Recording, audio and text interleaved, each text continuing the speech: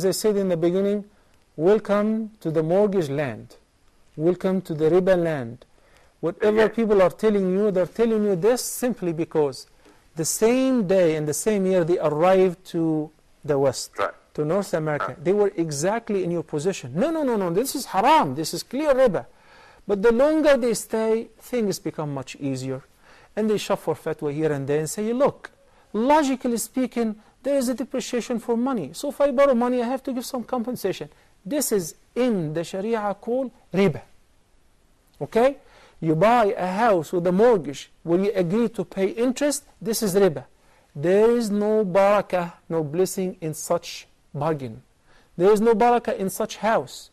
We lived for years, alhamdulillah, shukrullah, for decades, happily according to what we have. You have, or you find somebody to lend the money, or a halal firm that they can buy the house and sell it to you and accept to sell it to you with a different price, with an increase for instance, and you pay without interest. All of that is fine.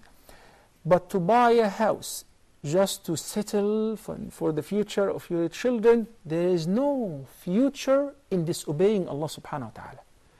Just mark down my statement. There is no future in disobeying Allah subhanahu wa ta'ala. And everybody who challenged that, challenged Allah's order and prohibition, and said, we are in a different country. Some people, in order to make it legitimate, they say, we're not in the home of Islam. Imam Abu Hanifa said it's okay in the home of the enemies to do that.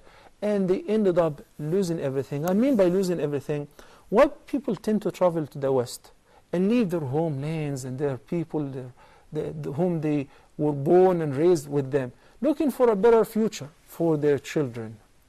So if you would like to secure the future of your children, fear Allah.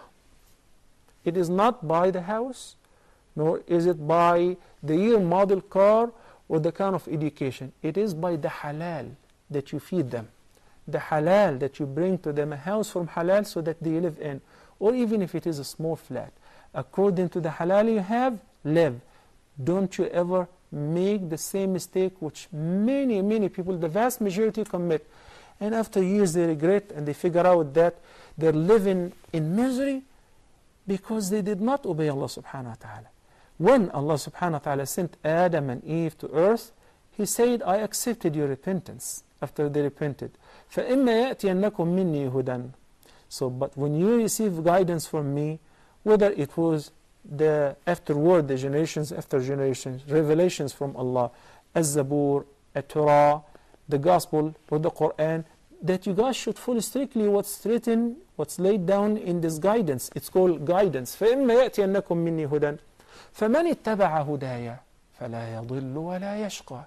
Those who follow my guidance will never go astray nor suffer of any distress.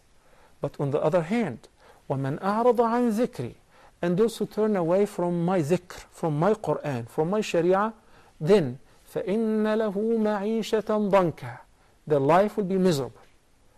وَنَحْشُرُهُ يَوْمَ الْقِيَامَةِ أَعْمَى, then will be resurrected as blind on the day of judgment. So it is not by where are you living, in what kind of neighborhood, what kind of car are you driving, where did you graduate from, that you want to grow old and your children would come dutiful to you, visit you and hug you and say, Dad, thank you so much for raising us from halal. أقول قولي هذا وأستغفر الله لي ولكم.